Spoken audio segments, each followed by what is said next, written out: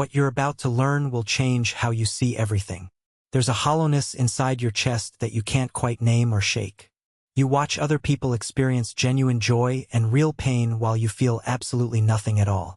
If this description resonates with you, you're experiencing what psychologists call emotional numbness, and you are absolutely not alone in this experience. Emotional numbness isn't a character flaw, a personality defect, or a sign of moral weakness. It's actually a sophisticated protective mechanism that your brain developed to help you survive experiences that were simply too overwhelming to process in real time. But here's the tragic irony. What once protected you from unbearable pain may now be imprisoning you in a life you can barely feel or experience. Reason number 1 why you might feel empty. Unprocessed trauma stored in your nervous system. When we experience events that are simply too painful, frightening, or overwhelming to process, our brain can essentially shut down our entire emotional operating system to protect us from being destroyed by feelings we couldn't survive. This dissociative response helped you survive the moment, but it may have become your permanent default state. Reason number 2. Chronic, unrelenting stress and complete burnout have depleted your emotional resources. When you're constantly operating in survival mode, perpetually dealing with crisis after crisis, your nervous system eventually becomes completely exhausted. The result is a profound emotional flatness where nothing feels exciting or devastating anymore simply because you've run completely out of emotional energy to invest. Reason number 3.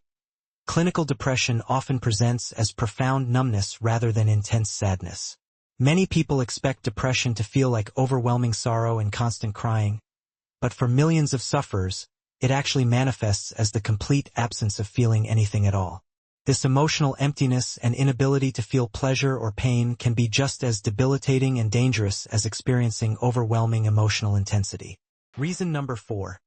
Childhood emotional neglect leaves lasting invisible wounds.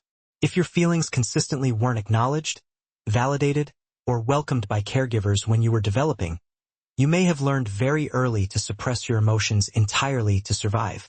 You internalized the dangerous message that your emotions were inconvenient, unwanted, potentially dangerous, or simply too much for others to handle. Reason number 5. You've become profoundly disconnected from your authentic self through years of performance. When you've spent years or decades living according to others' expectations, constantly wearing social masks to fit in, or chronically denying your true needs and desires, you can completely lose touch with who you genuinely are underneath. The emptiness you feel is quite literally the absence of your true self. The long and difficult path back to genuine feeling starts with honestly acknowledging exactly where you currently are without judgment. You are not broken or defective. Your emotions haven't disappeared forever into some void. They're carefully protected behind walls that you, with sufficient time, patience, professional support, and self-compassion, can gradually and safely dismantle when you're truly ready. Start with something small and manageable. Notice physical sensations happening in your body throughout the day. What does warm sunlight actually feel like against your skin? What textures bring you physical comfort when you touch them? Mindfully reconnecting with these simple physical sensations can become a powerful bridge back to broader emotional awareness over time. Create genuine safety and permission for your dormant emotions to gradually return to your life.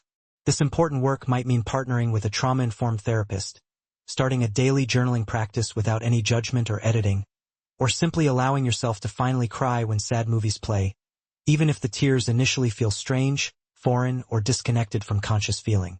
Be extraordinarily patient and gentle with yourself throughout this delicate process. Emotions don't flood back all at once like a dam breaking. You might first experience flashes of irritation or melancholy sadness long before genuine joy returns to your experience. That's completely okay and actually a positive sign.